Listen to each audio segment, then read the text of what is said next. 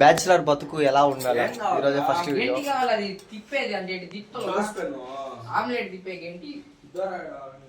കൊലിനരേ ഉദാത്തരേ ഉറ്റതോഴരേ ശുദ്ധമർത്യരേ താഴെ വീണ കണ്ട് പല്ലിളിച്ച കൂട്ടരെ ഏറ്റ തോൽവി കണ്ട് നോക്കി നിന്ന മൂകരെ പെട്ട മാനഹാനി ആസ്വദിച്ച നീചരെ തീർന്നു പോകുമെന്ന് മുൻവിധിച്ച മൂടരെ ശക്തിയുള്ളവന്റെ കുട പിടിക്കും അൽപ്പരെ